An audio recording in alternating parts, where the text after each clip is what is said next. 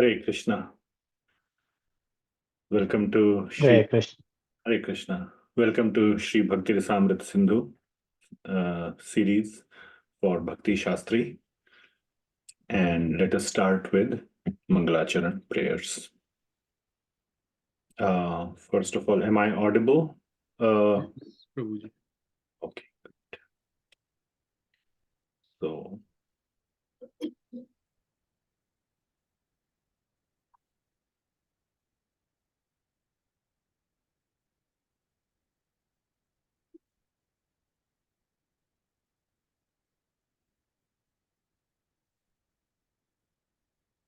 Om Ajnanatimirandhasya Jnananjana-shalakaya Chakshurunmilitam Yena Tasmai Shri Gurave Namaha. Shri Chaitanya Manobhishtam Sthapitam Yena Bhutale Swayam Rupah Kadamahyam Dadati Swapadantikam Vandeham Shri Guruh Shri Yutah Padakamalam Shri Gurun Vaishnavamscha Shri Rupam Sagrajatam Sahagana Raghunathanvitam Tam Sajivam Sadvaitam Savadhutam Parijana Sahitam Krishna Chaitanya Devam Shri Radha Krishna Padan Sahagana Lalita Shri Vishakhanvitamscha Nama Om Vishnu Padaya Krishna Presthaya Bhutale Shrimati Bhakti Vedanta Swami Niti Namine Namaste Saraswati Devi Gauravani Pracharine Nirvishesha Shunyavadi Paschatya Deshatarine He Krishna Karuna Sindhu Deenabandho Jagatpate Gopesha Gopika Kanta Radha Kanta Namostute Tapta Kanchana Gaurangi Radhe Vrindavaneshwari Vrishabhanu Sute Devi Pranamami Hari Priye Vanchakalpatarubhyascha Kripa Sindhubhya Evacha Patitanam Pavanebhyo Vaishnavebhyo Namo Namaha. Jaya Shri Krishna Chaitanya Prabhu Nityananda Shri Advaita Gadadhara Srivasadi Gaura Bhakta Vrinda. Hare Krishna Krishna Krishna Hare Hare Hare Ram Ram Ram Hare Hare. Jagat Guru Srila Prabhupada ki Jai. Okay. I will share the slides now.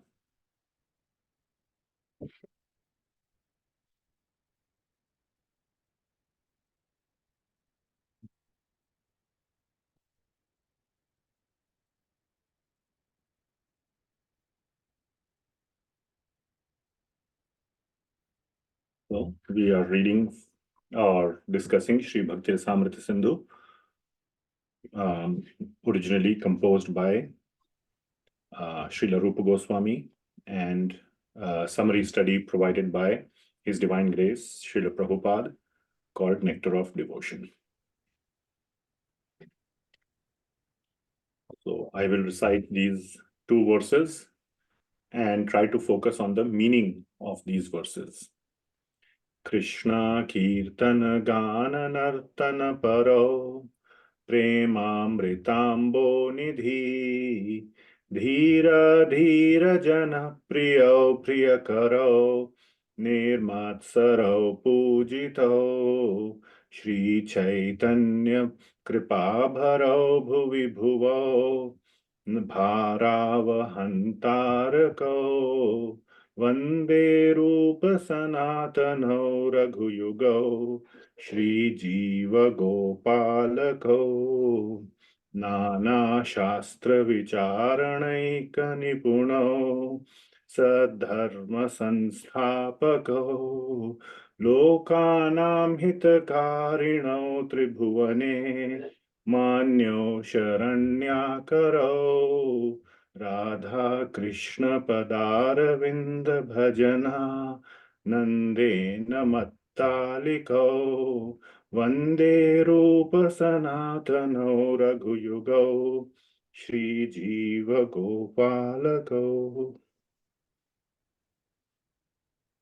So now we will recite the 4 memorization verses. If you would like, some of you or all of you can unmute and recite in a lead follow format. Anyabhilashita shunyam Anyabhilashita शून्यं karmadhyanavritam Anavritam ज्ञानकर्माद्यनावृतं anukulyena krishnanu Anukulena Krishnanu tanam bhaktiruttama शीलनं Bhaktiruttama भक्तिरुत्तमम् sarvopādhi vinirmuktam Sarvopade Vinirmuktam निर्मुक्तम् nirmalam Tatparatena Nirmalam Nirmalam tikena rishikesha Rishikena Rishikesha Rishikesha nam bhaktiruchyate Sevanam सेवनं Bhaktiruchyate भक्तिरुच्यते atah Sri Krishna namadi अतः Krishna Namadi कृष्णनामादि bhavet grahyamindriyai न Bhavet भवेत् Grahyamindriyai इन्द्रियै evonmukhe hi jivadau Devon Mukhe भोन्मुखे Vijayavada जिह्वादौ स्वयं eva sfuratyadah स्वयं Mukhe स्फुरत्तदः nasaktasya vishayan Nasaktasya नासक्तस्य Vishayan विषयान् arhamupayunjatah यथार्हम् उपयुञ्जतः Krishna sambandhe Krishna Sambandhe निर्बन्धे yuktam vairagyam uchyate. Yuktam Vairagyam वैराग्यम् Uchyate. उच्यते Thank you. Okay, so we will resume where we left off. So let us see. So we were on the fifth one, Saddharma Pricha. 1 second.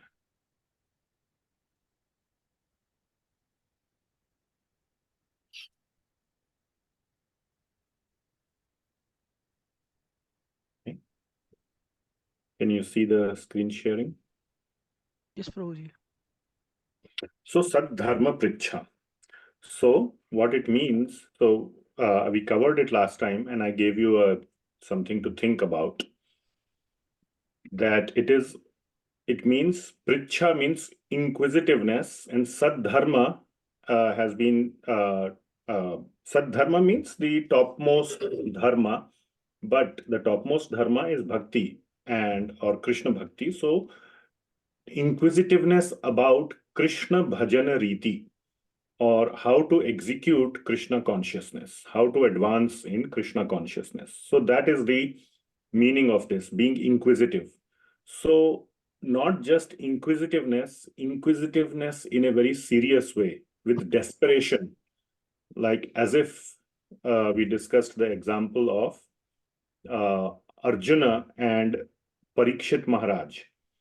So both had very little time. Even 7 days is not a lot of time. And Arjuna definitely did not have, he only had half an hour or 1 hour. The battle was already going to begin. So in that kind of a situation, you don't ask frivolous, trivial questions. You ask the most important questions, and you are desperate for a clear understanding.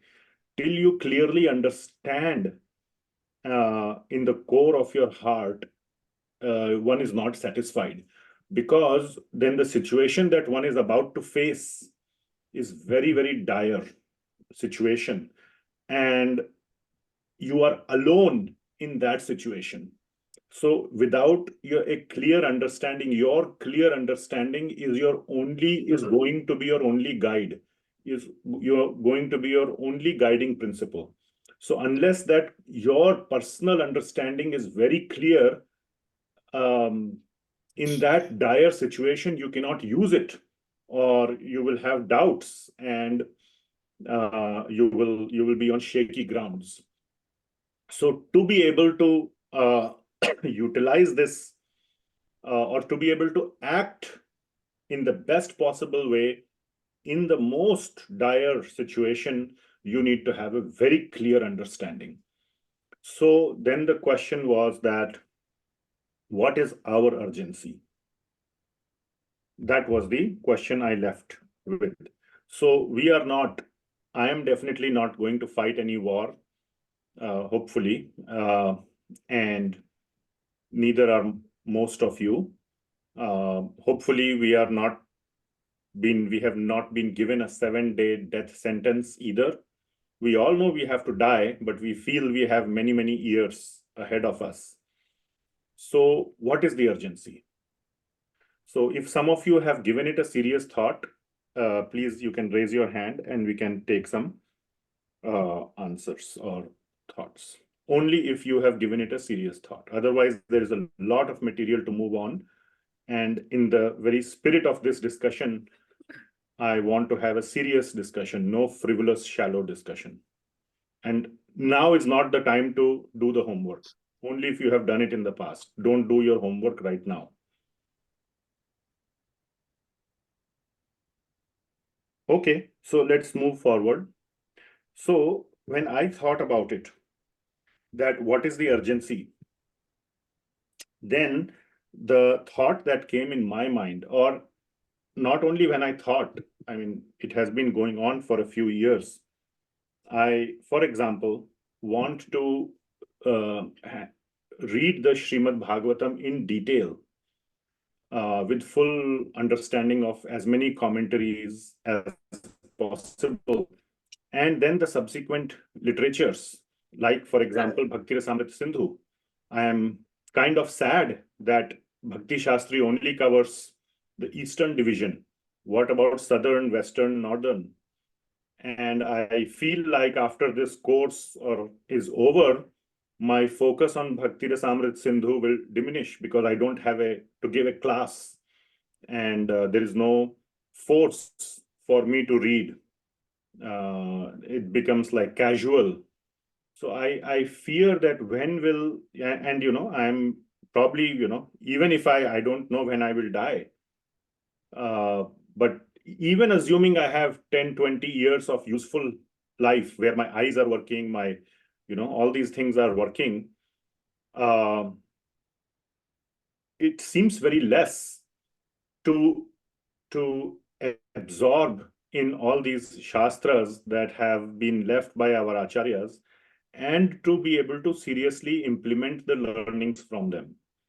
There is no point in reading a lot of shastra if we cannot learn from it and apply it. So, one should, I'm not saying that this is the only way, but I do feel that some sense of lack of time, that there is not enough time, even till the end of my life. So I feel like that quite a bit, and I want to do something about it. But at this point, I don't know what except for, like, quitting my job, and but I don't have enough money to quit my job either. So it's like a very I would say helpless situation as to what to do. So somehow or the other, we have to see what is really important and urgent for us. So try to find one of the things that I think I should do is, by reading less, how can I get a sense? I don't have to read all the scriptures that are available, because if I see the long list, 20 years is too less to finish reading them. So how can I get the essence or what is the way I can thoughts, planning going on in my mind? So I'm just sharing what kind of goes in my mind, but I'm nowhere close to implementing it or executing it properly. Sense of, I would say, some sort of panic exists. Anyway, so the idea is to not be casual in your journey of bhakti. That, I have a lot of time. So, of course, there are some devotees here who are older than me. There are many who are younger than me. So everybody has a varied, age, assuming everybody will live for 100 years. One should try to calibrate and generate some seriousness in their life about their bhakti, because even 100 years is a short time. So that's something I would like to leave you with.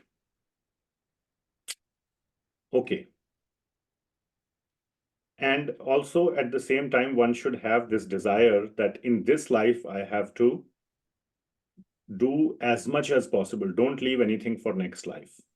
So try to, at least the goal should be to, or at least the aim should be that you finish it in this life. Then maybe in the next life, you will be able to finish.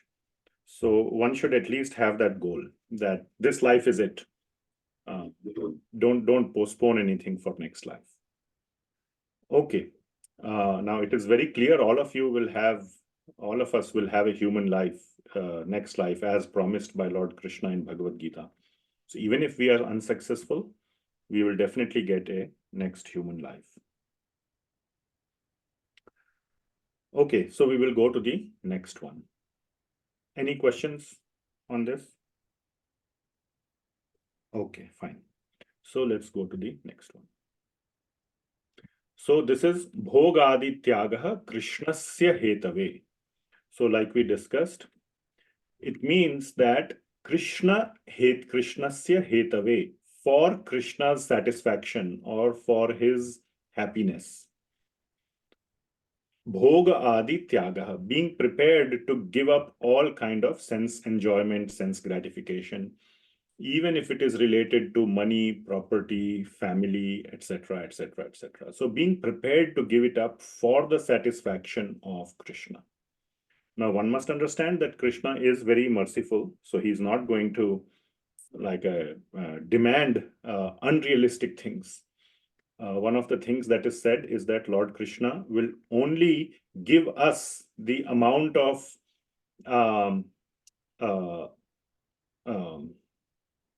renunciation, or will inspire only as much renunciation as we can tolerate. So not more than what we can tolerate. So Krishna is very merciful. He's very kind in that sense. And but at the same time, it should be our inner inspiration also to not at least increase our propensity for sense gratification. We should try to decrease it. And if we cannot, at least at the very minimum, not increase it. And at the same time, one should find enjoyment. Now, there is no problem in enjoyment. Sometimes people ask this, and sometimes I also miss to say it. Aiming for happiness or enjoyment is not a problem. Are you surprised? Anybody who is surprised by hearing this? That it is not a problem. It is perfectly okay to aim for personal happiness or personal enjoyment. How many of you are surprised? Yes, Prabhu. If you are not surprised, then what is the answer? Why is it okay? How would you interpret that statement? Then you should be prepared to answer that. Can anybody take a shot at answering it?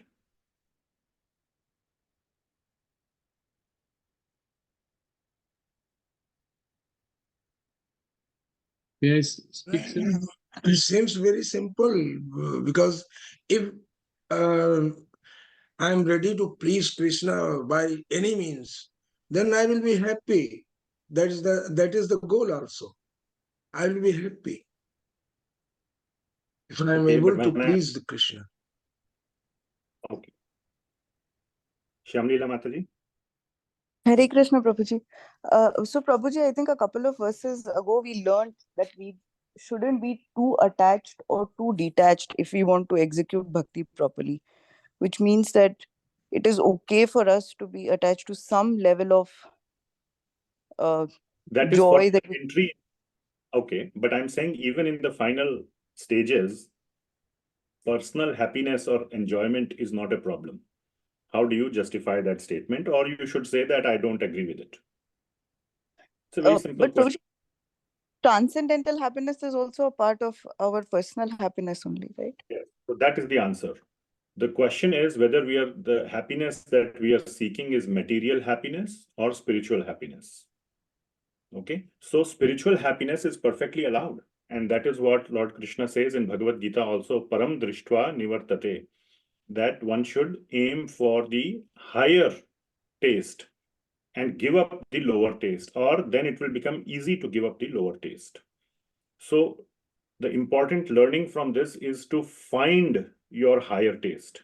What do you like more that is completely aligned with bhakti? Anukulyena, Krishna Anushilanam. So find a seva, find a service, find a limb of bhakti that you really like so much that you would give up other sense gratification activities that you have been conditioned with so far very easily. But you have to find something, and within your soul, there is already such a limb which you are already attached to. Even though you have been in this conditioned state for many lifetimes, but internally one really knows what one wants to or how one wants to serve Krishna. It's just a matter of finding it. There is absolutely not a scenario where one is not or when one is averse to serving Krishna. No jiva, absolutely no jiva has that kind of position.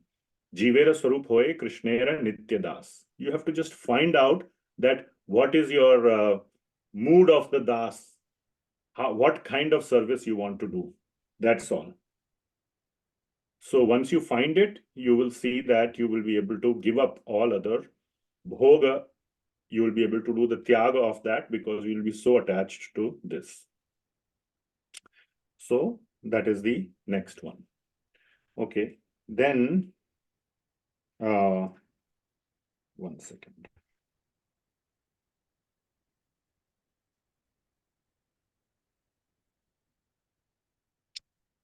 Then comes Nivaso Dvarakadau cha Gangader api sannidhau. So now, as you remember, we are going through slowly through the first 20 limbs, or rather all 64 limbs. So my goal is to cover all 20 limbs, finish 20 limbs today. So let us see how far we get. So the seventh one, and these are the first 20 are what? Anybody remembers? Gateway to bhakti. Gateway to bhakti. Anybody else can say what it means? Just a very quick one line. Do's and don'ts.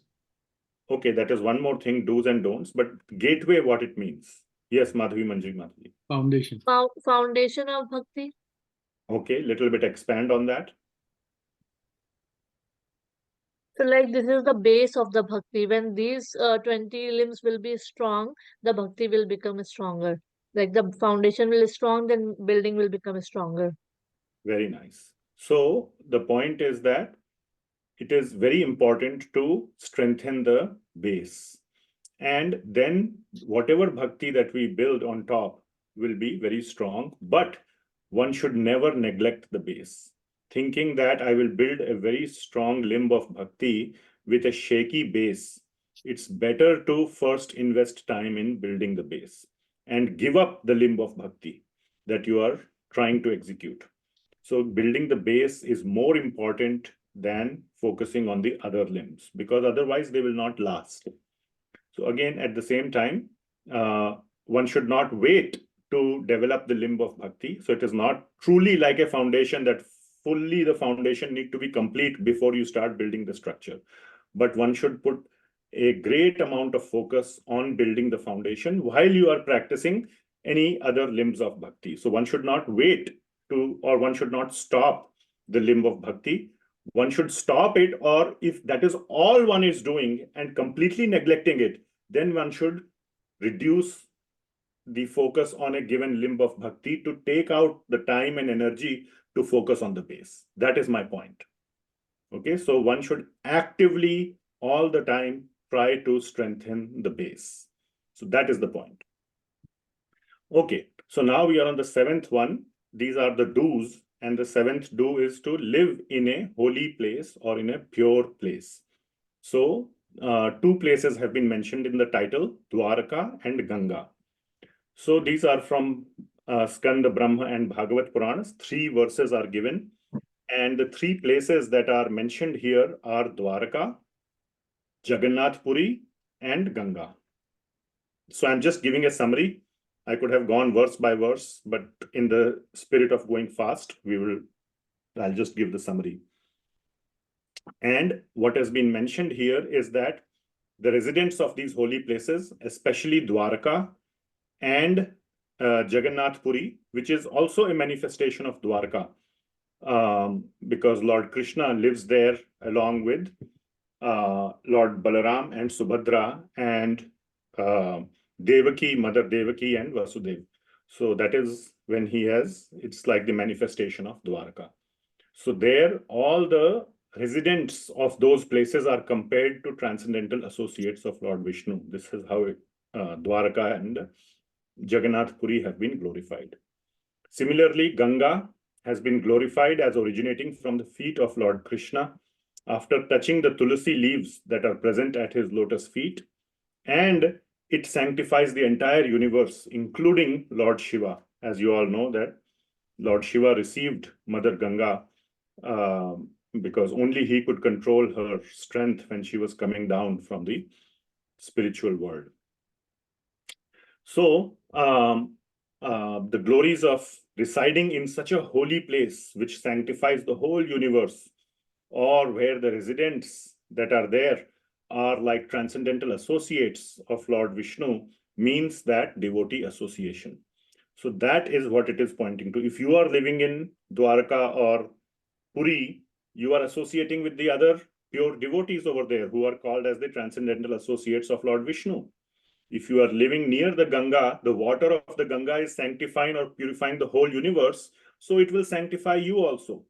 So it is about our purification or our sanctification by association of others.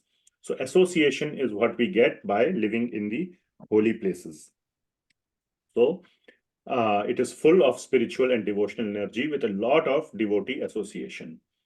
However, one must have proper adhikar to reside in a holy place. So, one point is to not overstay. So go to a holy place, get the inspiration and come back. For most people that are in their beginning stages of devotional life, and make your own surrounding a holy place. And the number one thing that you do to make your surroundings a holy place is by creating or finding devotee association. Somehow or the other, try to do that. And devotee association does not mean 30, 40 devotees. It could mean just one more devotee. Okay, at least one.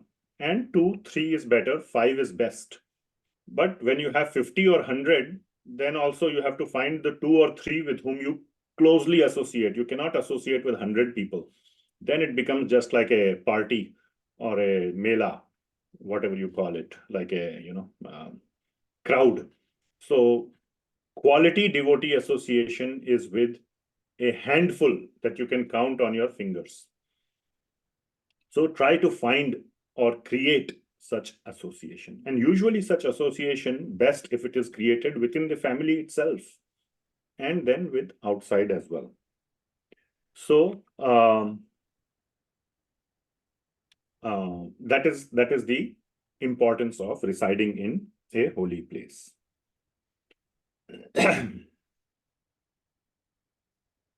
Okay, next one, very important. Oh, I don't have the build on the animation in this one for some reason. Okay, so this is Vyavaharesu, sarvesu yavad arthanuvartita. So what it means is that accepting only what is necessary for our maintenance. So you will see the word maintenance so many times. Maintain, maintain, maintain, maintain. Everywhere the word maintenance is there. So adopting or accepting whatever is necessary for our maintenance. That's the main point. And it also means maintaining our whatever external relationships as well. To fulfill our obligations, you have to go to work. You have to live in your neighborhood. So that is also maintenance. So that's why it is said, and dealing with the material world only as much as necessary. So what is the meaning of maintenance? It is very important to understand that. And our acharyas have elaborated that extensively in the commentaries.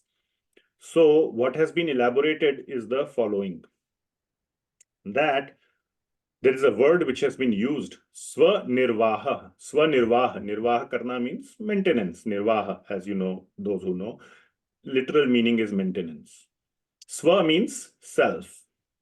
But our acharyas, for example, Jiva Goswami, clearly states that maintenance, swanirvaha, means not maintenance of one's body, but maintenance of one's bhakti. So he has clearly called it out. Now, as you all know, body is a sadhan. What is a sadhan? A means, a tool, isn't it? That is the meaning, literal meaning of the word sadhan. So body is a sadhan for executing your bhakti, isn't it? A ghost who does not have a physical body cannot execute bhakti. Maybe he can, but I'm just saying, body is important for executing bhakti. If you are in a coma, maybe you can do smarana of Bhagwan, but you cannot do japa. So, or, if you are old and you have dementia, if the body is not cooperating, it is very hard to execute bhakti. So therefore, maintaining the body is important for executing bhakti. And in that sense, bodily maintenance is also a part, but the end goal should be executing bhakti, not maintaining the body. That is the point. So bodily survival is important, but only as much as needed for maintaining high quality of bhakti, not high quality of sense gratification. That is the point. Many people think that, oh, I need a high quality of life, whatever you can call high quality, and then there is no limit.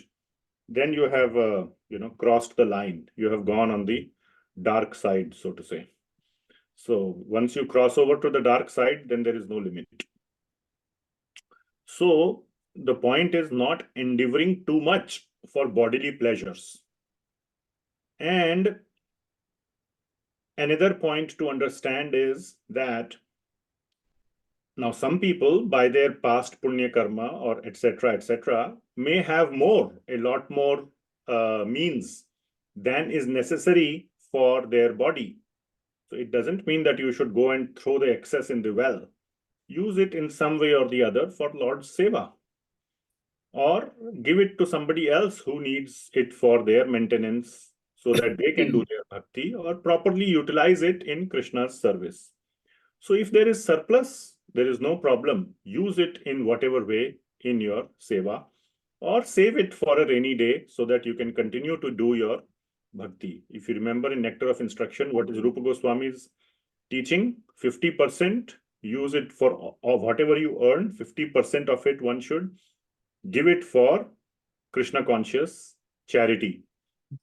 25% give it to others, your loved ones, relatives and friends, for their bhakti. And 25% you use it for your bhakti, or you keep it for a rainy day. So, apply that principle. Now, we will connect this point to another point in the future. So I will come back to this one in a little bit. Okay.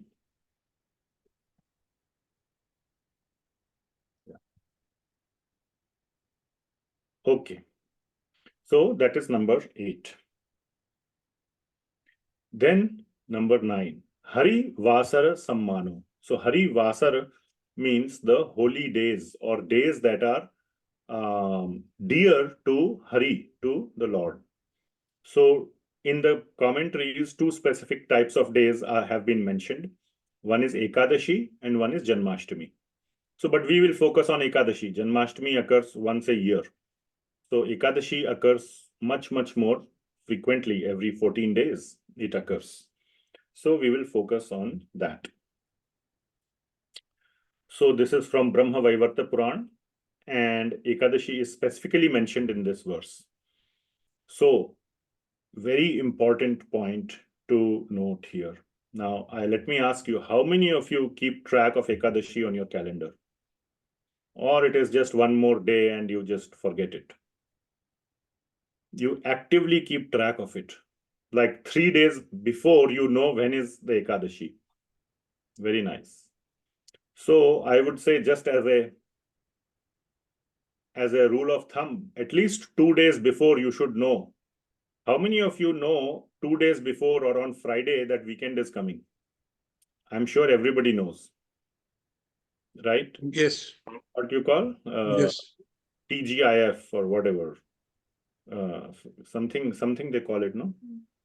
Thank God it's Friday, or there's another term they use. Happy Friday or whatever. Something like that. Nobody says happy Monday. So in the same way, we should look forward to Ekadashi. You should know at least a few days in advance Ekadashi is coming. And so that you can start doing the planning on the previous day. So Ekadashi is not just a day that you should let go, come and go as an ordinary day. And just like one prepares on Sunday, many people on Sunday evening, they will start preparing for Monday. Like look up their calendar, what meeting I have to attend, what is the unfinished work that my boss is going to ask on Monday morning, etc., etc. They will start preparing for their work day on Sunday evening itself. So similarly on Ekadashi, start preparing. Now, what are some of the things that you have to prepare for? What should you prepare for? Can somebody share? What should be the preparation? If I'm saying doing necessary planning and preparation on the previous day. Any one or two devotees want to share? Prepare for fasting. Okay, fasting. Yes, Shyamlila Mataji. Prabhuji, try to clear out our calendar so that we can focus more on Shravan and Kirtan. Very nice. Damodar Krishna Prabhu. Yes, Prabhu, try to chant more rounds. Think about how many rounds we can chant and what specific part we can read in Srimad Bhagavatam. So when you started saying chanting more rounds, I was going to correct you, saying the question is about the planning part, not the execution on Ekadashi day. So then you said that planning how many rounds to chant or which section we want to read, that is perfect. That answers the question as to what are the planning steps that one would do. So very nice, you get the idea. Yes, Ramakant Prabhu. Just the only planning is to utilize towards the Krishna consciousness all the time, maximum time. How can you utilize? And that is the preparation. The charting, this much, this one to be done, this one to be done. Every activity must be towards Krishna consciousness. That is the main. Okay, I would say we plan that is like very nice. That is very nice, but one should go one level ahead. Unless one is a master planner and knows in the last minute how to just make it all happen. Usually most people like me will need some prior planning. So a little bit going to the next level, not just, oh, my plan is to spend all the time in Krishna conscious activities. What time? How much time to how much time? What specific activities we would do, like other devotees shared. So making a specific, now some people can go without a plan. I'm not saying that, but for most people, it is better. And those people, many of those who think they can go without a plan, when they make a plan, it goes way better. So there is a clear advantage to planning ahead of time. And for those who said fasting, yes, that is also important, and to go and get the items from the grocery store that are being allowed to eat. For some people, they want to eat just fruits and milk. Some people will want to cook something simple or salad or whatever else. So go and make sure that items are there available. It's not the regular items that you eat in the remaining 13 days. It is special item. So make sure they're available. So I think I listed out some of the items, like, very important. Put the phone away. Like I think Shyamlila Mataji said, creating time to do extra devotional activity. And for many people, phone is the biggest time sink. Keep it away. And I'm not saying turn it off and nobody can call you if they're dying or if their house is on fire. No, but let people know, your close friends, that if you really want to call me, because the phone will ring and then I will pick it up. Don't text. Tell them to not text. Some things that you can do, or take some time off of work if possible on Ekadashi day. Ekadashi has significance. But if it is totally not possible, then do with whatever you can. And block time for high quality Krishna consciousness, swadhyaya. And this will depend on what you love to do. So find something that you love to do. So whether it is swadhyaya, which is shravana, or reading, journaling is very important, like trying to keep a sort of a track of where my bhakti is going, what I want to do in the next 14 days. So use some time at a block level to plan for the next 14 days or the next quarter, that in this next 14 days, I want to finish. Let's say if every day you are reading one chapter of, or some, you are reading Bhagavatam, one fortnight something happened and you couldn't read even one chapter. Something, time got lost. Some emergency happened or whatever. Okay, this fortnight I will read so many. That's the plan. It's okay if you don't meet it, but at least you need to have a plan. So that is all part of short-term, long-term planning. Japa, Sankirtana, deity worship. There are so many devotees for their home deities. On Ekadashi, they absorb themselves in deity worship because they cannot change the clothes or do abhishek, which means give a bath, oil massage using some oil or sandalwood pulp to the deity. If you have such, deities, then you can, do those things, not as a mechanical activity, but with full absorption on Ekadashi day. So all these things can be done, or you can plan for doing these things and then do them on Ekadashi. Okay, moving forward. Dhatry, asvatthadi, gauravam. So Dhatry is the amla tree and Ashwatha is the people tree. Now, Srila Prabhupada has translated it as banyan tree. So there can be multiple meanings. I am not an expert in Sanskrit. Bhanu Swami's translation says people tree. So, but of course, people tree is worshipable. Banyan tree is also worshipable. So, and it anyway says Adi. So there is no need to quibble about what is the meaning of Ashwatha. Again, that would be a frivolous, remember, Saddharma Pricha. Trying to do Pricha of the meaning of Ashwatha is not Saddharma Pricha. It is just a useless, you want to become a Sanskrit scholar, then you can do it. But if you want to become a Bhakta, then you need to have respect for both the trees. So people tree is also very worshipable. As you know that Lord Chaitanya took his sannyas under a people tree. I was sharing this in the Mayapur Yatra. There is that tree under which, it's a people tree under which his head was shaved. And then he took sannyas from Sri Keshav Bharti Maharaj. So this verse also talks about, giving respect or accepting as worshipable various types of trees like amla, ashwatha, banyan, tulsi, etc., cows and brahmanas and vaishnavas. So one should respect and consider worshipable all these entities. Namo Brahmanya Devaya Go Brahmana Hitaya Cha Jagadhitaya Krishnaya Govindaya Namo Namaha. This is one of the prayers that one recites when offering bhoga to Lord.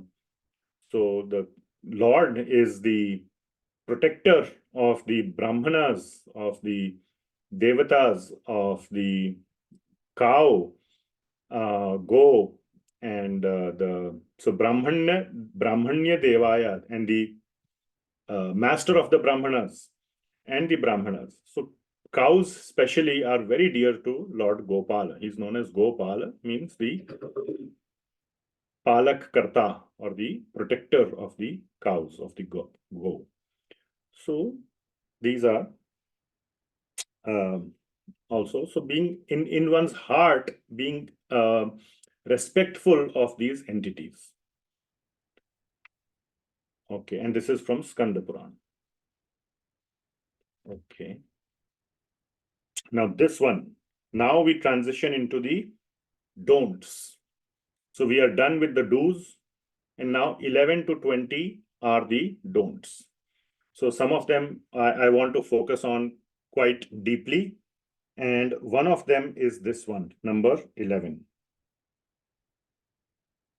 So, Sri Krishna vimukha sanga tyago. So, let me look up here. There was this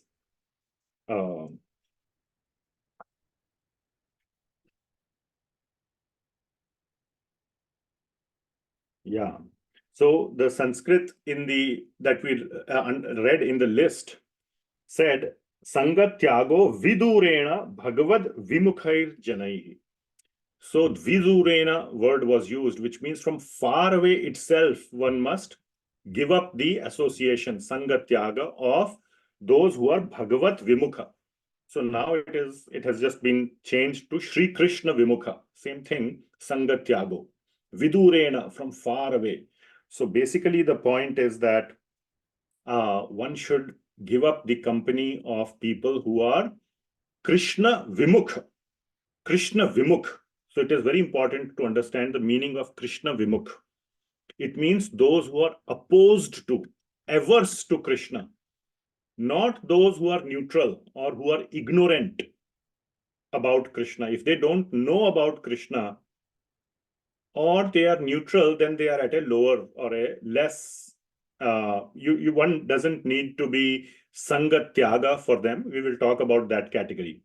But one should be very, very, very careful about associating with those who are Krishna Vimukha, which means they know about Krishna, or they have some understanding of Krishna, that he is Bhagavan, and that one should be favorable to him in some way. At least one should not be disrespectful, and yet they are disrespectful or averse to Krishna.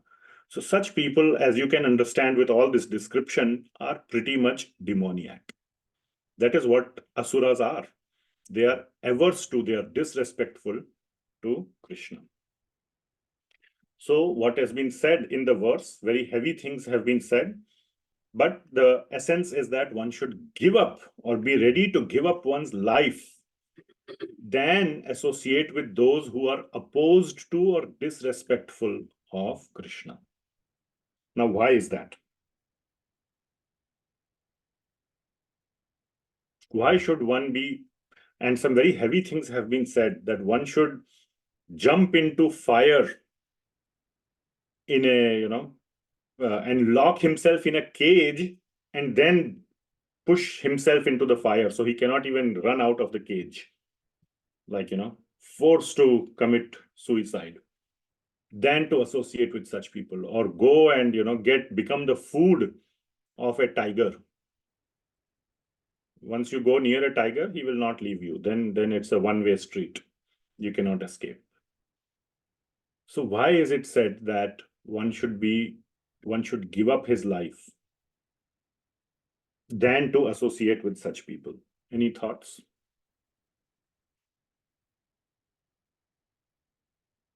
Yes, Damodar Krishna Prabhu. Associating with such people can kill our Bhakti Lata tree altogether, like from its roots, and then we won't be able to get any closer to Krishna, or like even think of being any closer to Krishna. Okay, very nice. So I think I would expect you to say one more sentence to finish the justification. So that sentence would be that, you then take so many steps backward. If you associate with such people, and your Bhakti Lata, your creeper, or all your progress in Bhakti that you have made in this life, and you don't know how many past lives, is lost. You're kind of in a snake and ladder. How many of you played snake and ladder? Slowly, you come to number 99. And then, or whatever, 98. And then on 99, there is a, whatever, snake, which brings you back to number 1. It is so frustrating, isn't it? After making so much progress, then you are back to square one. And then you have to take so many lives again to reach that point. Better to give up one life and save your current progress, isn't it? Like, before your computer is going to crash, you make a backup quickly and you shut down the computer yourself, instead of letting it crash and lose all the unsaved work. Then you have to redo all the work so many hours. Better to, save it quickly and then turn it out yourself. You will lose 5 minutes of work in that process, but you would have saved hours of past work. Are you following? So you would have saved so many lifetimes of your bhakti progress instead of losing it all in one shot. That is the point being made. And why is that? How detrimental is the association of such people? Okay, so that has also been explained. So who are these kind of people? Overly materialistic. All they can think about is sense gratification and how to obtain objects of sense gratification, including many people who are demigod worshippers. Now, demigods are no problem themselves. We will see that is number 17, that anya devan avagya, one should not do. That one should not disrespect the demigods, but the demigods give such objects of sense gratification to those who ask them very easily. That's the nature of the demigods. They don't care, like a wealthy uncle or neighbor, to the child. As a child, as your child, you will know that, lot of candy or whatever is harmful for the child. So you will not give him if he asks, but then he will go and ask the uncle or the neighbor. It's not his child. He will give, fine, take it. Whether your teeth get spoiled or whatever gets spoiled, he will not care. You ask, he will give. Then you will say that, oh, he's such a nice uncle. And he gets the reputation of being a nice uncle. That's what he wants. So in the same way, those who are excessively materialistic, including even up to the extent those who go to the demigods, but their sole desire, that is the point. They are not going there for any other reason but to obtain those objects of sense gratification. That's all. And that too by hook or crook. They know that the demigod is more powerful, so the only way to get it from him is by praying to him. Please, please, please, my Bap, please give me my Bap, like that. If they were powerful, they would even kill the demigod to get it, but they cannot. So the only way to go is through the front door. Remember that Bhasmasur, when he got that wish from Lord Shiva, he wanted to kill Lord Shiva himself. Or so many demons like Hiranyakashipu, he prayed for so long to Lord Brahma. After he got the powers, then all his Brahma consciousness went out of the window. Then he was not praying to Brahma anymore. So the purpose is only to get what they have. That person is just a door that they have to cross. He is just a stepping stone. So there is no love, no respect, no anything for the demigod. So that is just overly materialistic nature. Another point, such people, now some may not be overly materialistic, some may be very manipulative. So therefore the example of a snake is given, or sly or deceitful. So it may appear that they are pious or they are your well-wishers. Okay, they will say, oh, you are so tired, you have been doing so much of devotional service. Come on, let us go and, have a drink in the bar. Or something like that, just they will appear like a well-wisher. But internally, they are very big sense gratifiers and they enjoy bringing other people away from their bhakti and bringing them in their own camp. Just to prove that, yes, this is the better path. I am on a better path. And because I was able to successfully deviate somebody else from their path to my path, hence proved my path is better. See, he gave up his path to come to mine, isn't it? So many people leave India and come to America. What does it mean? America is better, isn't it? How many people, Western people, have immigrated to India? How many? I have not seen anybody. But why is there happening one way? Because then it means if you are able to convince somebody to come from your way of, life to this way, it means this is better. So such people also exist. So one should, and they may feel like they are talking in your benefit.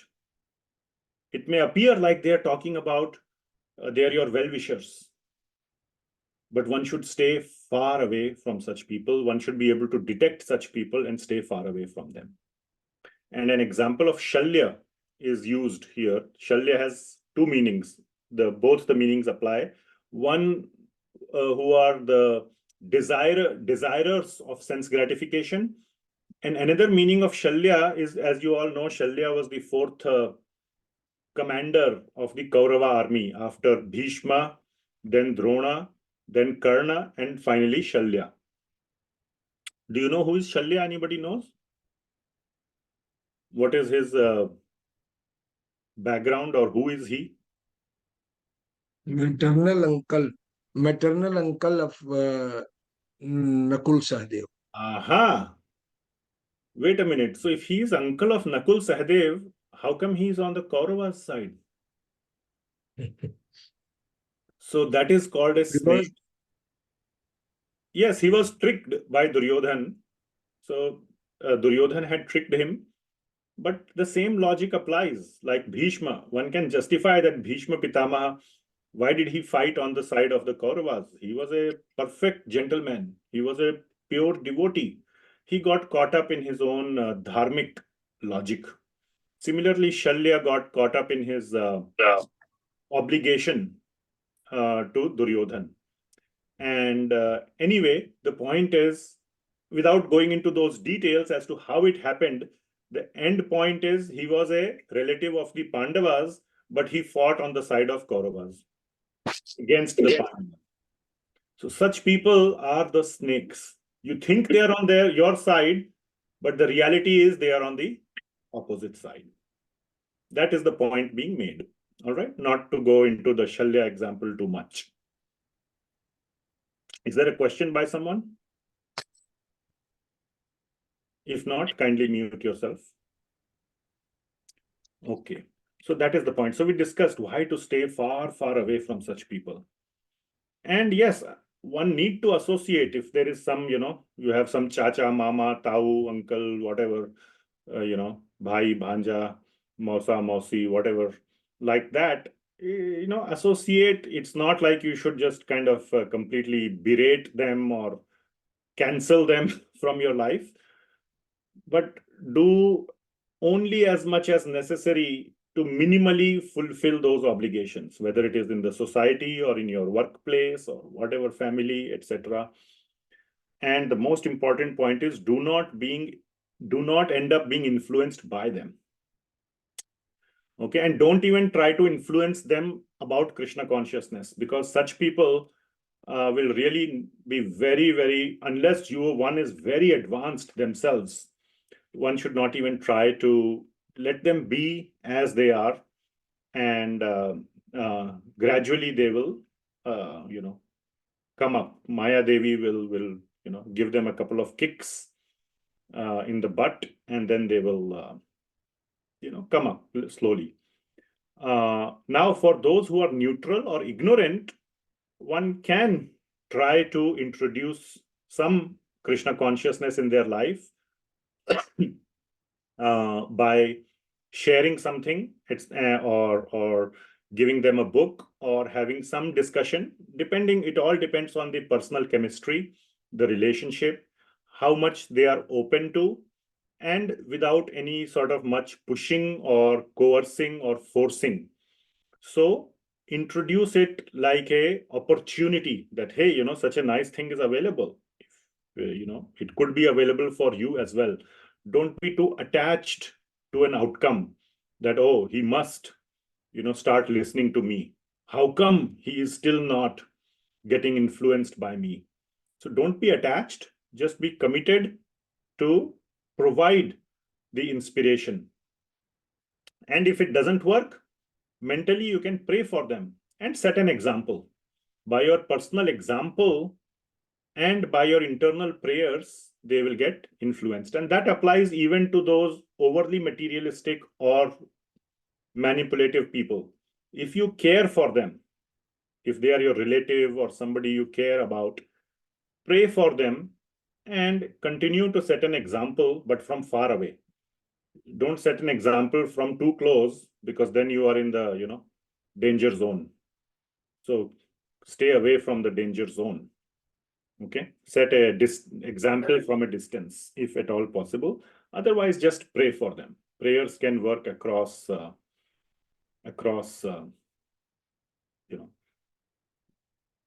planetary systems. So that is a very important point to bring up. Okay. Next, this one is also extremely important. Shishyadi ananubandhitvadi trayam. So there were 3 items here. So all 3 are being covered by one verse by Śrī Rupa Goswami from Srimad Bhagavatam, 7th canto. And some very important points are being made here.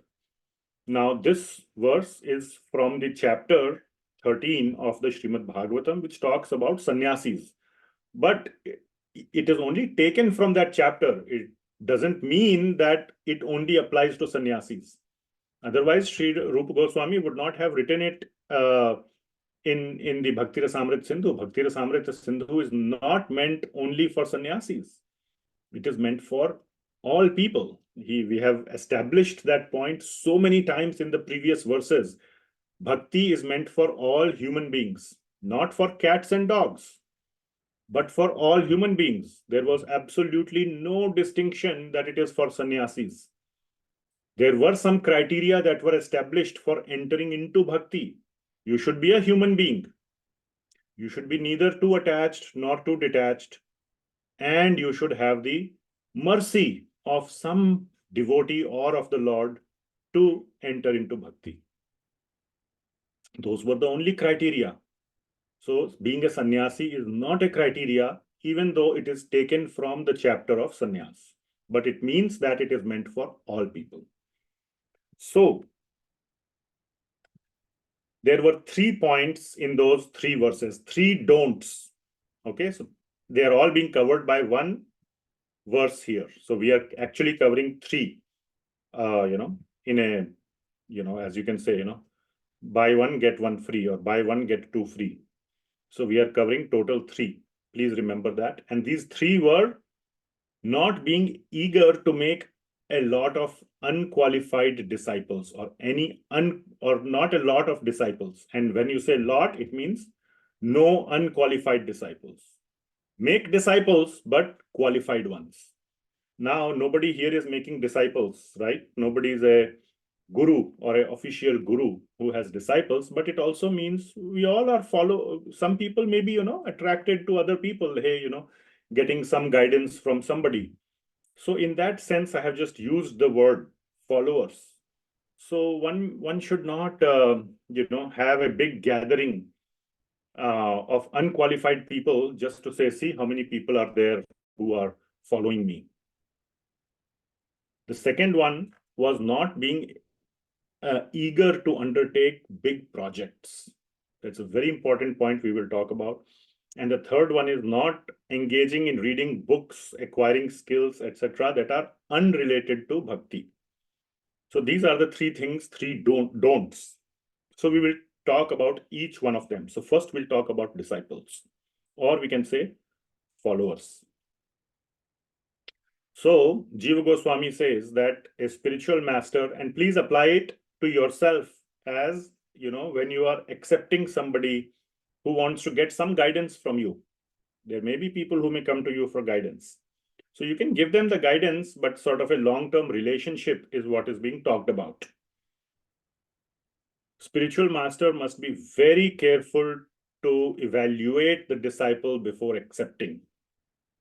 Okay, so one must know that the disciple is serious, and the most important thing is he is not a rascal or a jerk, as you would call. And how do you define that? That he will not begin to sap your energy. Now, one day you are sitting and feeling, oh my God, this guy again. Oh, one more email from this guy. Oh my God, how do I deal with it? If that is the feeling you are getting, then it means you have the wrong person. If somebody asks you a question, or if somebody is in touch with you and you say, wow, oh, this person's email has come or his phone call has come, let me see what's going on. I want to answer it as quickly as possible, or something like, I really want to help this person, then it is the right kind of person. So whether that person or that relationship is sapping your energy, is taking away your energy or your inspiration from bhakti, is the distinguishing factor.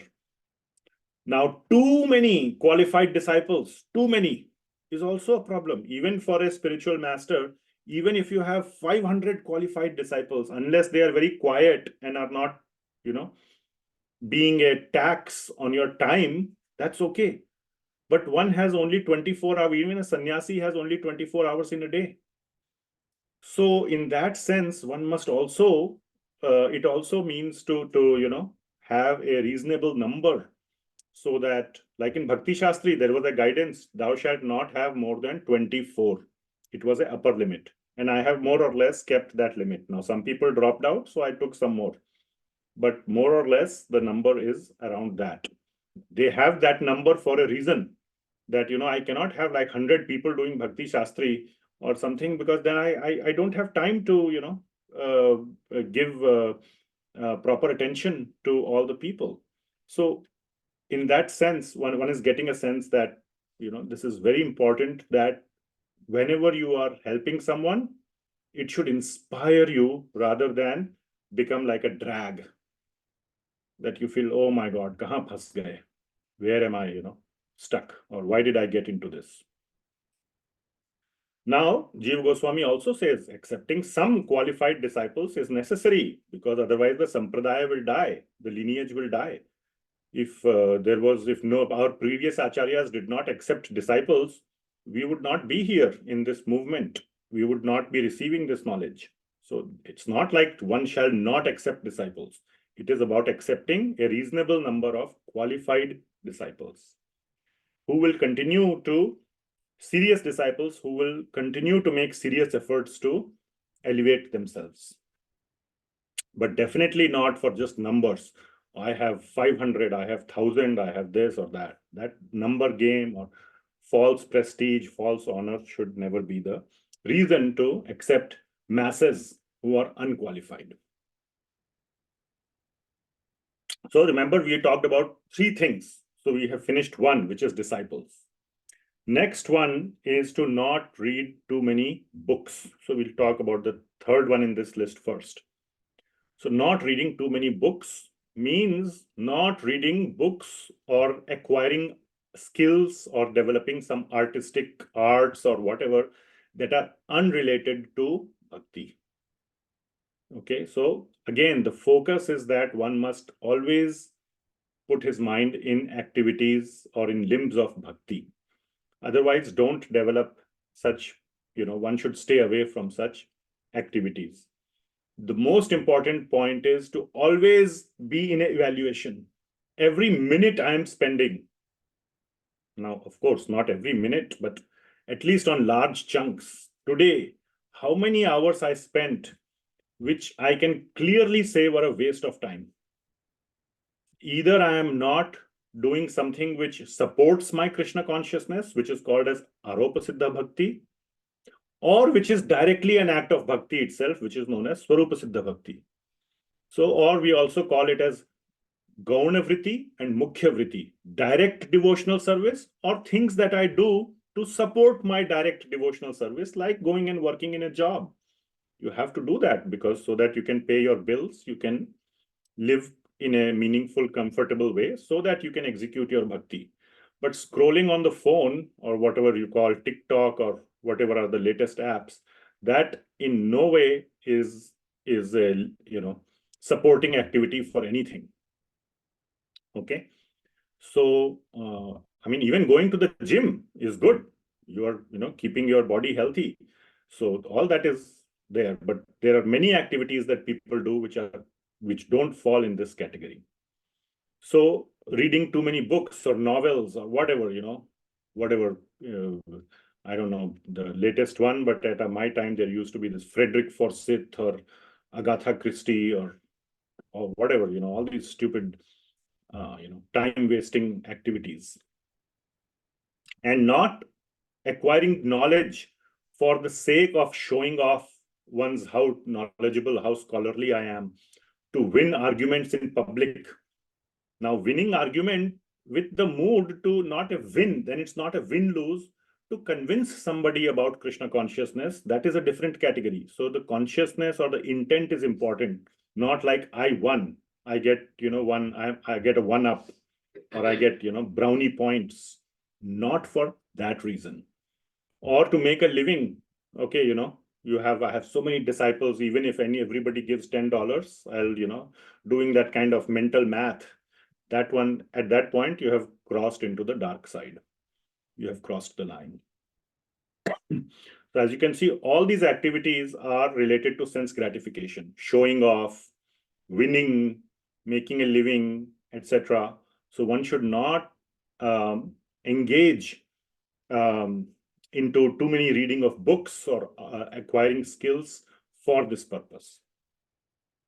Now, one must read books that enhance one's bhakti. So all bhakti literature is perfectly okay to engage in. Okay, now comes this one. This is very important, not undertaking huge projects. So now within ISKCON, we are building so many temples. And every new city or every city has some temple project going on. Or other big projects. Okay, we'll organize this big festival, or it runs these days into millions of dollars.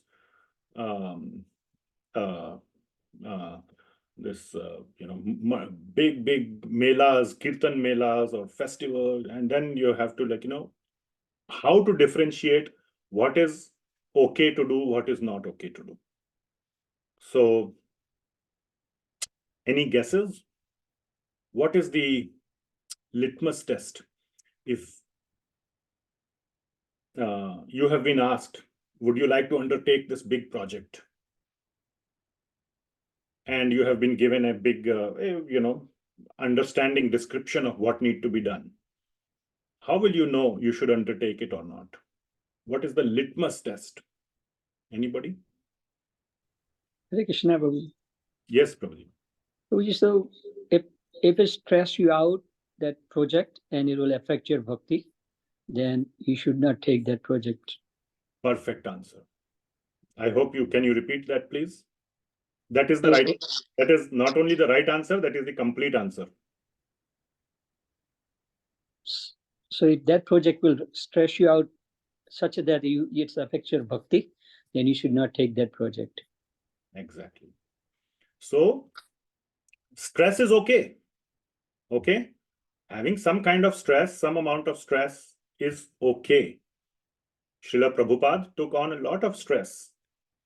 The point is, if it stresses you to the extent where it impacts your bhakti negatively. Okay, now one can, I'm not a personal assistant of Srila Prabhupada, or I didn't enter his mind, but from everything I have read about him and heard, his personal bhakti was not impacted even 0.0001%.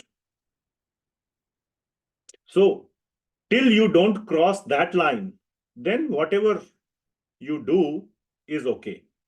But many people take on projects which they have no idea how to execute. They have no means. And there is this feeling, and they don't even know what is their own capacity.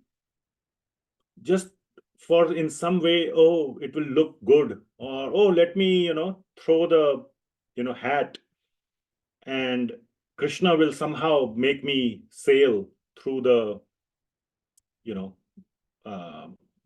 that is meant for very advanced devotees, not for, at least it's not for me. So that should be the litmus test. So first of all, not taking projects which are unrelated to bhakti. So that is clearly out. Okay.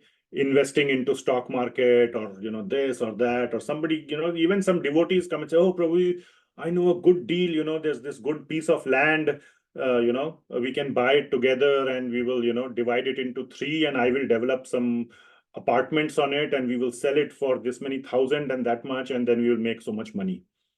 I'm like, thank you very much, but, my fixed deposits or my, 3% interest is good enough. I'm not interested in 300%. So first of all, activities that are not related to bhakti, one must not, those are clearly out. And then, as Madhav Gauranga Prabhu said, any activity that distract or dampen one's bhakti should not be undertaken. And the Sanskrit word says that increases one's bahirmukta. Bahirmukta means you are forced to look away from Krishna, rather than always being able to look toward Krishna. So while doing your activity, if your mind is able to focus on Krishna, then fine. But if it is forcing you to look away from Krishna, which means it is impacting your Krishna consciousness, then one must not do it. Even if those activities seem to be related to bhakti, because in reality they are not. Because they are forcing you to look away from Krishna. So how can an activity which forces you to look away from Krishna be Krishna consciousness for you? The important point is for you. The same activity for somebody else, he may be able to do it easily by continuing his Krishna consciousness with no impact. So it is highly individual. So that means if it is for you, that means everybody has to evaluate your adhikar. Adhikar means your ability to execute it without negatively impacting your bhakti. So you must know your, as you can say, your boundary, your limit. Don't just throw your quote unquote hat and okay, maybe we'll see. Your bank balance is $100,000. It's okay if you want to buy a $200,000 home. Maybe if you're 100,000, you take a loan or something. You cannot buy a $10 million home. Okay. So you must know somewhere where is your boundary. One should not stretch and have like complete, you don't know swimming and you just jump in and thinking, oh, Krishna will save. Maybe next life he will save after you learn swimming. In this life, he's not going to save. Unless you are Prahlad, then he will save.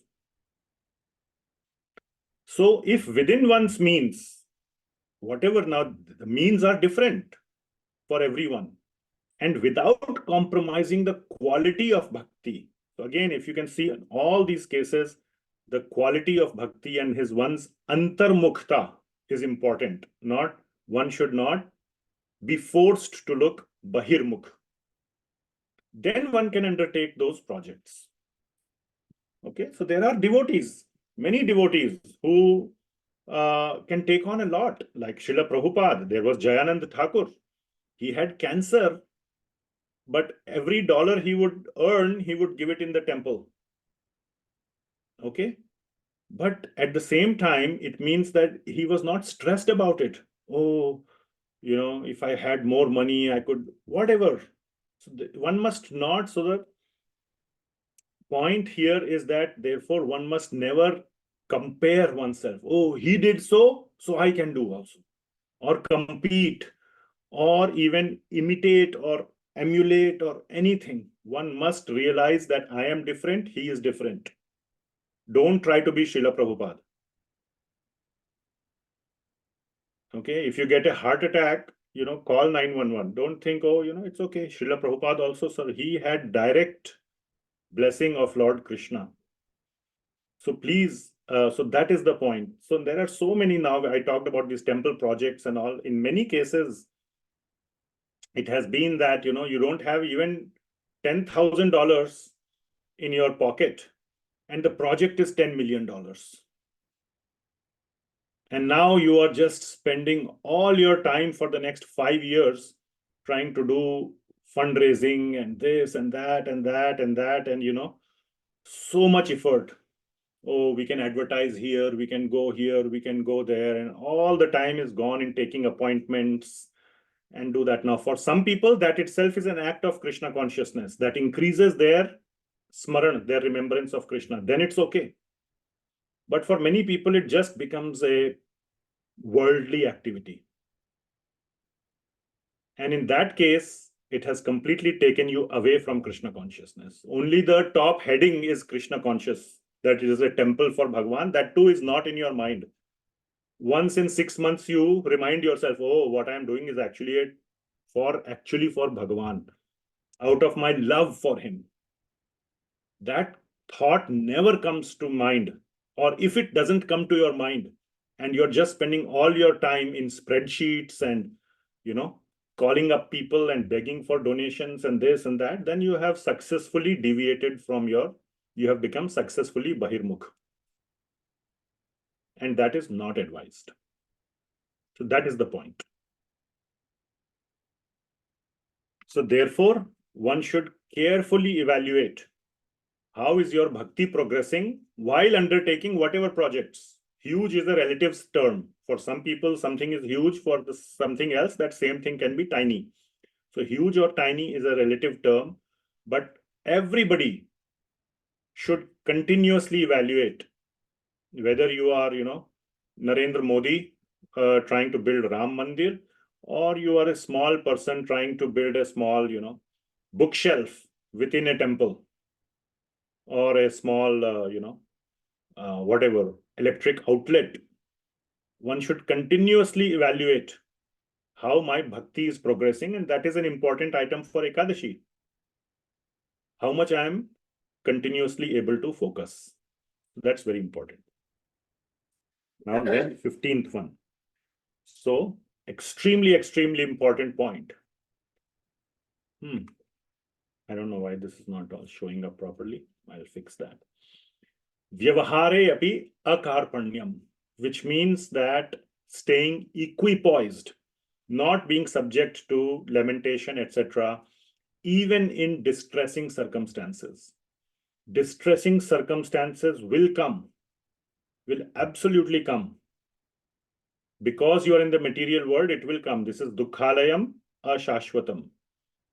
So even if there is happiness today, ashashvatam, it is temporary, which means tomorrow there will be misery. So be prepared. If you are not already going through it, be ready for it, because it's gonna come.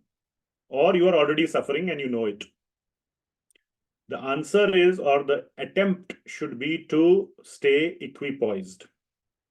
That is what this verse is saying. Alabdhe va vinashte va bhakshya achhadan sadhane aviklava matir bhutva harim eva dhiya smarit. So the most fundamental, what one may call as one's basic human rights, in Hindi we call it roti, kapda or makan.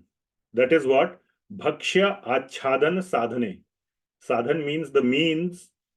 For bhakshya means to eat, and achhadan means to cover yourself. You cover yourself with two things.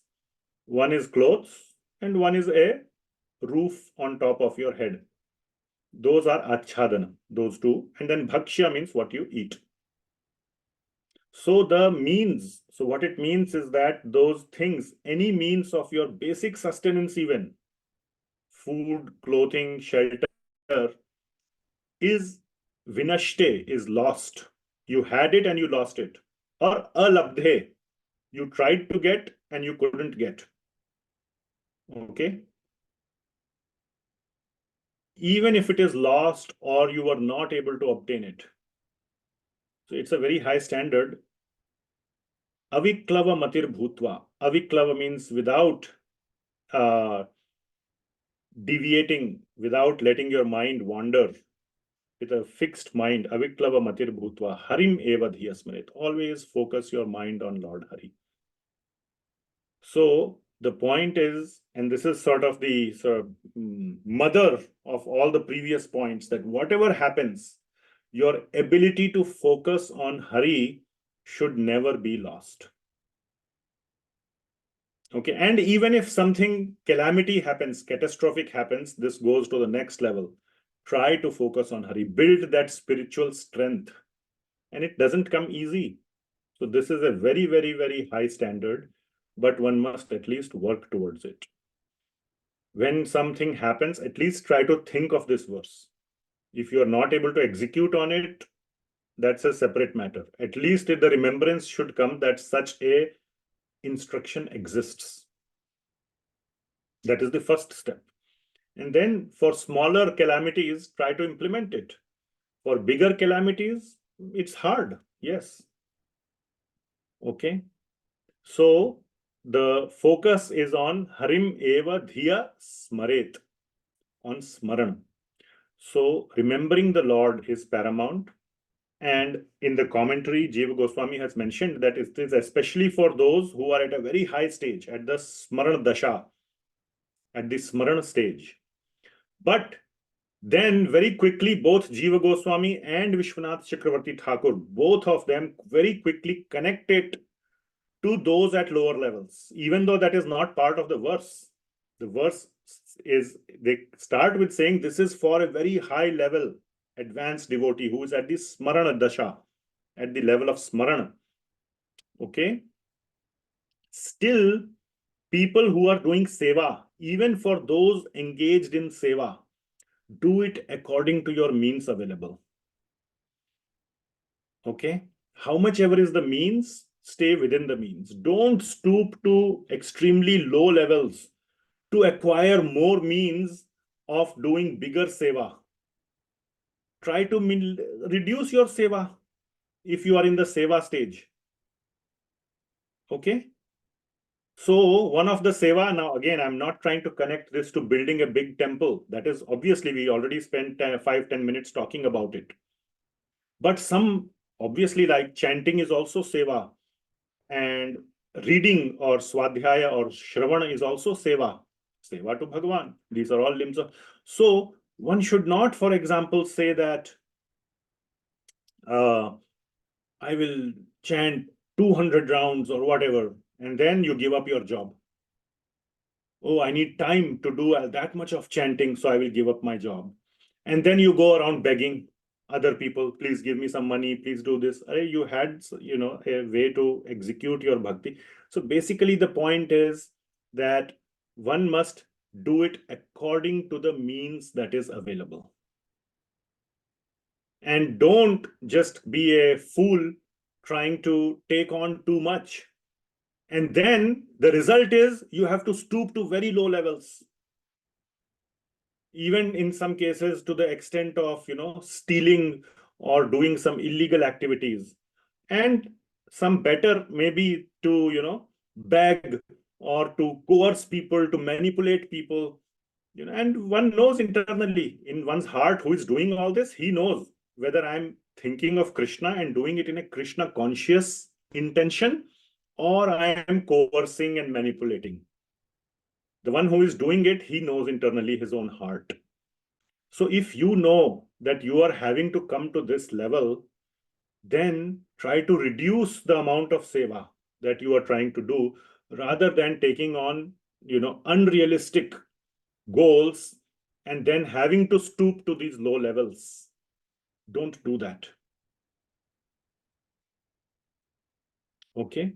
Because what will happen? Your Harim Eva Dhiya Smaret will not happen.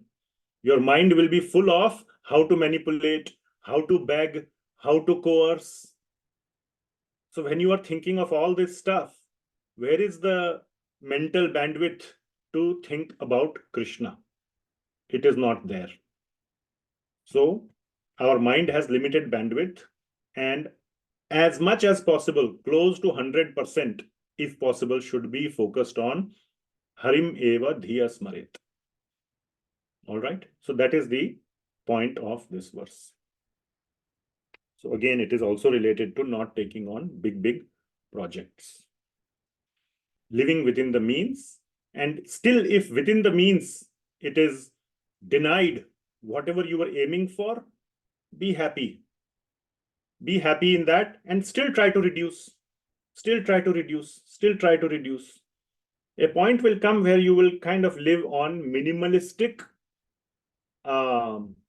necessities. That much is enough. Okay. Everybody can live without iPhone 15 Pro Max. Okay. Simple smartphone is enough. You don't need for your survival the latest and greatest whatever, thingy. So if you really evaluate it, the needs are very minimal. So try to reduce, and you will come to a point where you can then begin to focus on Krishna nicely without having to worry about all these things. Bhakshya, achhadan, sadhane. How will I get the sadhan for my bhakshya, for my eating, and achhadan for my covering? Roti, kapda, makan. Okay. Then we'll cover a couple of more and then we will stop. So, shokadi avashavartita. So not being shoka means not being too affected or by emotions, not having too much lamentations and other extreme emotions. And very quickly we will cover this, that same thing when the mind is too much full of all this emotion. Shoka includes anger, suffering, etc. All those things, because suffering leads to anger. When there is suffering, then there is anger. Why it happened to me? Why me? Or this person is the cause of my suffering. And, you try to, get angry on that person. Even if he is not in front of you, in your mind, you are simmering with anger. All those things is happening. What is happening? Your mind is getting occupied with all these emotions. And if your mind is full with all this, where is the mind? Mind and heart are kind of synonyms here. Mind is not brain. That is buddhi. Mind means your heart. So when your heart is full of all this, where is the place for Bhagavan to come and sit in your heart? So this verse says that then Lord Mukunda does not appear in such a mind. So try to keep the mind calm and clean. And then Lord Mukunda has the impetus to appear. It creates the impetus for the appearance of the Lord. And the starting point is to minimize our needs. Because then our attachments, it goes back right to Bhagavad Gita. Vitaraga bhaya krotha. So it goes to our attachments and needs. When you minimize that, then all this shokadi avashavartita will automatically take place, or will not take place. Then anya devan avagya. So one should not do what one should not do. Now we discussed in previous one should stay away from those who are very materialistic, including those who are doing worship of devatas solely for material needs, for sense gratification. Such people you should stay away from, but not from the devatas. Or one should not disrespect the devatas. This is not saying that you should go and become close to the devatas. That's not what is being said. So if you have, no attachment to devatas today, no need to build it. That is also not what is being said. But if you come across them, let's say you are going to a holy place and you see a temple of Lord Ganesha, you shouldn't say, oh, such a, I don't want to even look at it. No. Go and pay your respect. Embrace them. Pay your respect. Okay. So we have discussed this topic in Bhagavad Gita many times, so I won't go into it much detail. So this verse directly says this. Now these two bullets are direct from the verse. This verse, and this is the sum and substance, or this is the summary of demigod worship, how we should approach the concept of demigod worship. Lord Hari is the supreme object of our worship, and the devatas or demigods are the object of our utmost respect. There is difference between respecting and worshipping. So we must never disrespect. Avagya, anya devan, avagya means disrespecting them or ignoring them. You know, so when ignorance is like, ignoring somebody is like disrespect, if your, past friend walks past you and as he's walking by, you look on the other side, then that is a disrespect. At least you can say, hey, how are you? You may not have a long conversation with him if you don't like him, but at least you can show respect. So that is what is being said. If you go to a holy place, for example, pay your respect for 5 minutes and move on. You don't have to sit there for 2 hours. Go and sit at the temple of Lord Krishna for 2 hours, but at least don't disrespect and pay them the appropriate respect. That is what is being said. So even the demigods are Lord's devotees. If you want to ask anything, the best thing to ask the demigods is to ask for Krishna Bhakti. Okay? And do not ask them for objects of sense gratification. The Lord will give. Lord Hari will give. No need for asking the demigods. Lord Hari will give as much is necessary for our bhakti. So why we should not aspire for more? That has been the instruction of all these verses we have discussed today. Okay, next one. Bhuta anudvega dayata. That anudvega means harm. And bhuta means to living entity. Dayita means to give. So one should never, this is a don't. So one should never give any harm to any living entity. So this verse is from Mahabharata. No disturbing or inflicting pain on other living entities. And the example is a very important point here. Very, very important. Please pay attention. Just like a father, the focus is on compassion. Never hurts his own son. How many of you are parents? Many, right?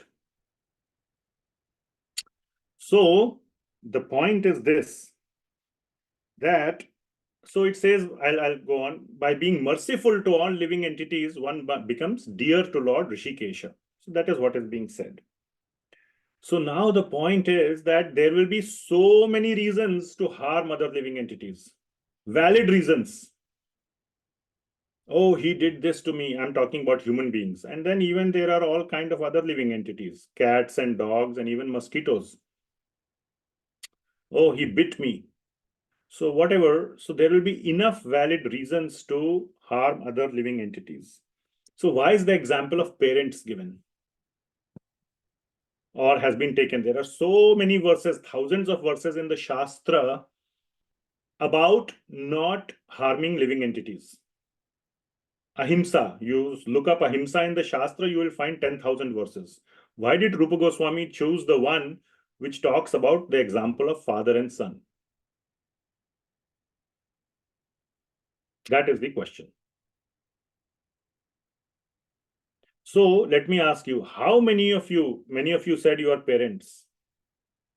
How many of you have found your children in your life of bringing them up to be a royal pain in the wrong place? I want to be politically correct.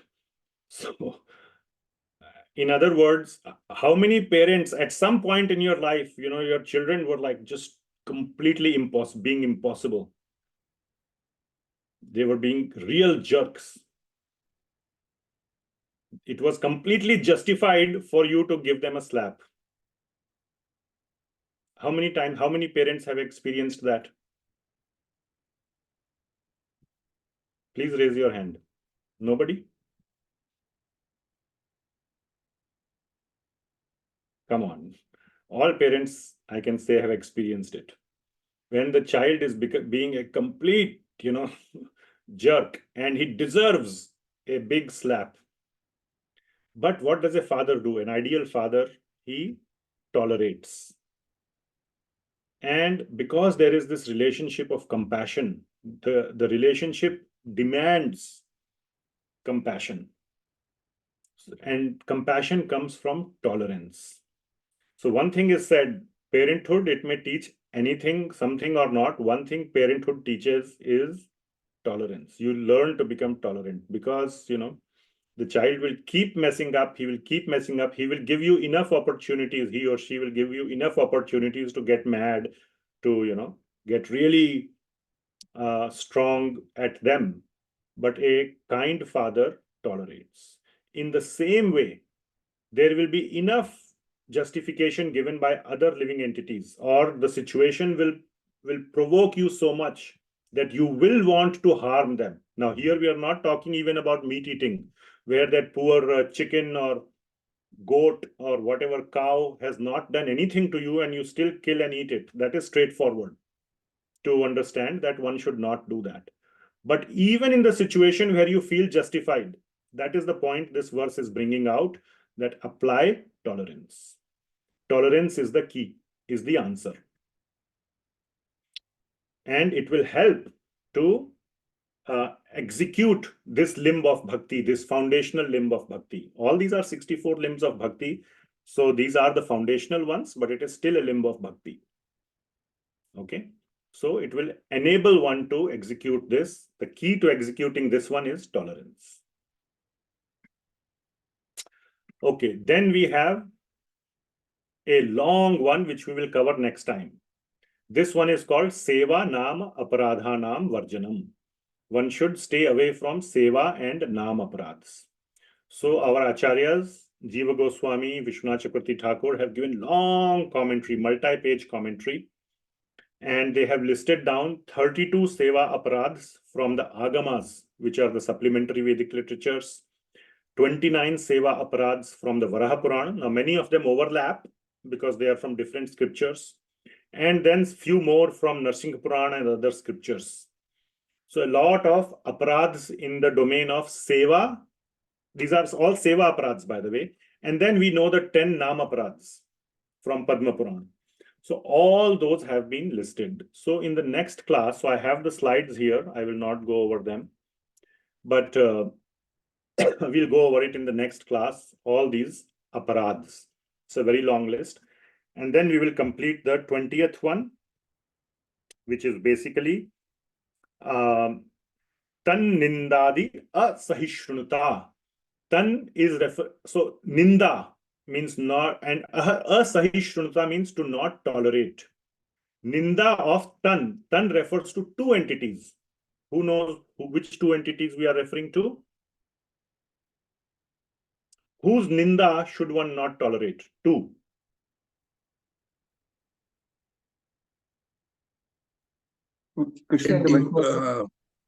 A devotee's Ninda is also not. Okay, I think both of you together answered it. Krishna and his devotee. So not tolerating any dvesha or ninda, which means hatred or criticism of Krishna and or his devotees by those who don't like them. Now, of course, by anyone, anybody who's doing dvesha of or criticism is a hatred of them. So one never tolerates. Now, this verse clearly says no need to combat, no need to retaliate. All it says is immediately leave. So the verse itself, I'm not even talking about the commentary, this verse from the Srimad Bhagavatam, which has been taken, Rupa Goswami, there are so many verses, thousands of verses that he could have chosen to talk about that one should not tolerate criticism of Krishna or his devotees. There are so many, all the demons are, hateful of Krishna. And the learning is don't be hateful of Krishna. So there could be thousands of verses in every pastime. Why he chose this one? Because it clearly says that one who fails to leave that situation is an offender. So the instruction is just leave. Don't try to combat or retaliate or rectify or preach.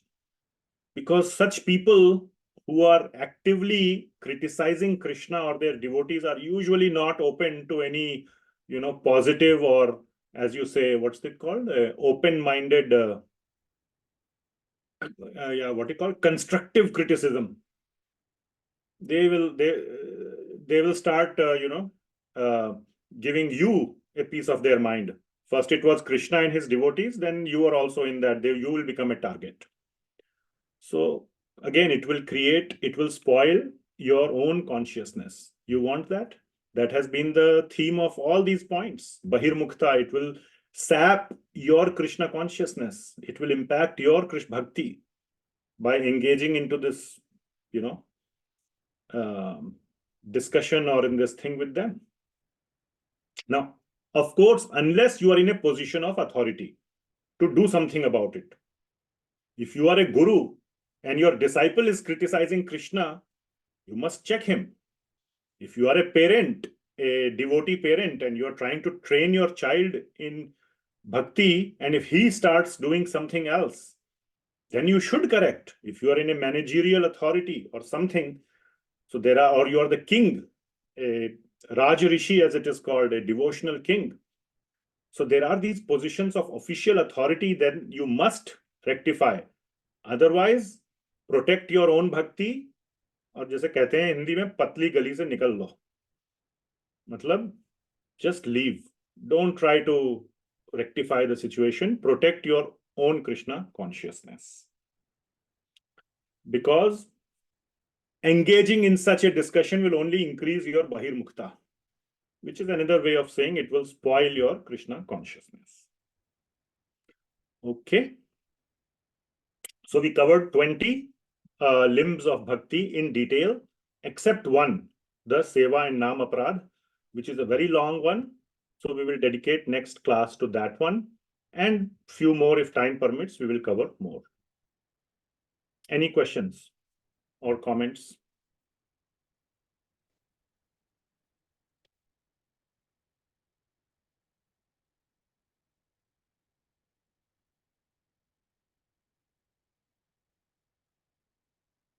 So the question coming is, in this tan nindadi asahishnuta, that why is there a preference for only devotees here? Why not to every person who is on a good side included? So these are limbs of bhakti. Okay, this is not like 20 are mode of goodness activities and then remaining 44 are the limbs of bhakti. If that was the case, then yes, what you are saying would make sense. Okay, but that has been discussed in mode of goodness itself in Bhagavad Gita.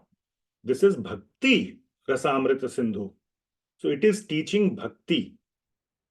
So even this one is a limb of bhakti. We are talking about 64 limbs of bhakti, not 44 limbs. Maybe I have overemphasized the difference between 20 and 44. That was not my intention. I was trying to say that trying to do 44, any of the 44 with zero focus on these 20 is a big no-no. That's what I was trying to convey. Because these 20 limbs of bhakti, Krishna bhakti, are foundational. So I hope that answers the question why it's not just toward anyone. Of course, that brings you to the mode of goodness by not criticizing anyone. What is the 5th verse of Updeshamrit, which we completed? How it starts? Krishneti yasya giritam manasa driyeta diksha stichet pranatibhishcha bhajantamisham shushrūshaya bhajan vigya mananya manya nindadi shunya hridamipsita sangalabdhya. Nindadi shunya. Ananyanya means toward anyone. If one doesn't have ninda in his heart, you should go and surrender to their feet. That is also a very high Krishna concept. So yes, that is included. But here we are focusing on the limb of bhakti. And when we say limb of bhakti, not just limb of goodness, mode of goodness, sattva guna, then it is the focus is on ninda of Krishna and his devotee. Okay, so I hope that clarifies. It doesn't mean that, please don't, on the flip side, take it as, oh, Bhakti-rasāmṛta-sindhuḥ number 20 said, only criticism of Krishna and his devotees should not be tolerated. Everything else is open season. No, that's not the learning here, okay? You cannot replace these 20 for all the mode of goodness things that we have learned. These 20 don't say you must be truthful. Does it say anywhere? So now can you think that, oh, since being truthful is not part of 20, I can start speaking lies? No, that was part of mode of goodness. So that has to be assumed.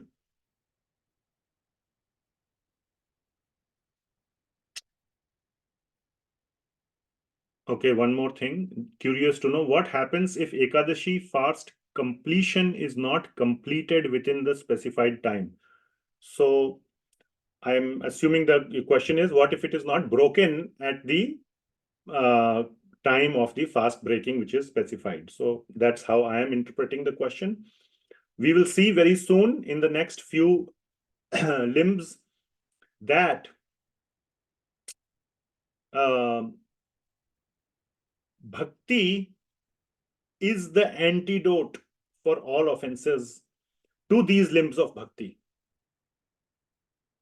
These are the limbs of bhakti, and there will be so many don'ts. Aparadh, that's the one we are going to talk about next class. Seva aparadh, nam aparadh.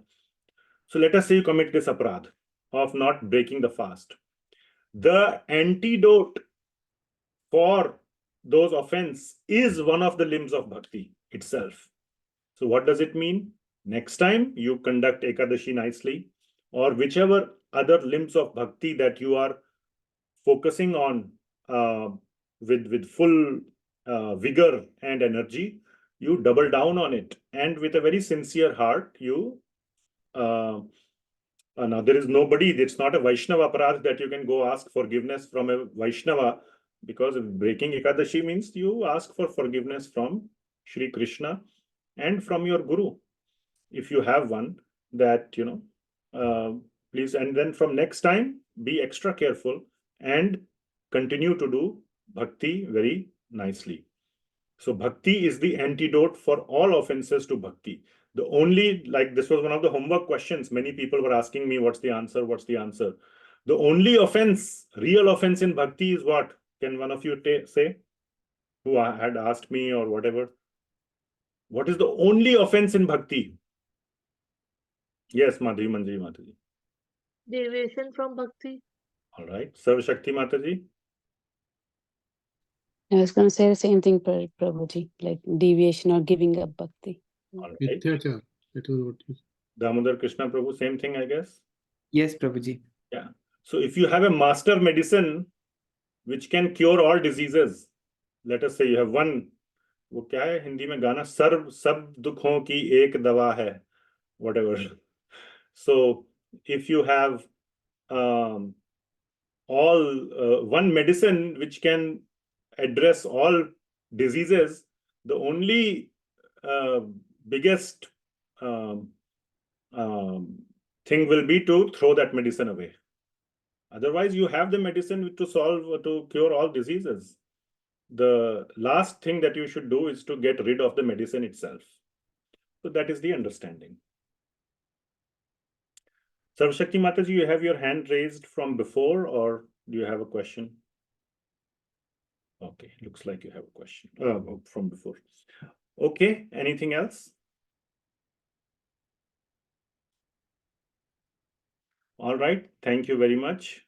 I really, really appreciate you being patient with me for going through all these discussions, and your presence enables me to read Śrī Bhakti-rasāmṛta-sindhu, do some preparation and share with all of you. So I'm very deeply indebted to all of you for accompanying me on this journey of Śrī Bhakti-rasāmṛta-sindhu. I am by no means an expert or anything like that. I am just doing some preparation and sharing with you whatever I have prepared. Thank you so much for your support, for your encouragement, and for your companionship on the journey. Thank you very much. Hare Krishna. Srila Prabhupada. Jai. Hare Krishna, Prabhuji. Hare Krishna. Thank you, Prabhuji. Thank you. Hare Krishna, Prabhuji. Thank you, Mataji. Hare Prabhuji. Hare Krishna. Hare Krishna Prabhuji. Thank you very much. Krishna. Hare Krishna. Thank you. Radhe Radhe. Hare Krishna. Thank you, Prabhuji Mataji. Hare Krishna, Hare Krishna, Prabhuji. Thank Prabhuji. you. Hare Krishna Hare Krishna, Mataji. Thank you. Prabhuji. Hare Krishna. Hare Krishna, Prabhu. Thank you Hare so much. Krishna, Prabhuji. Thank you. Hare Krishna. Thank you.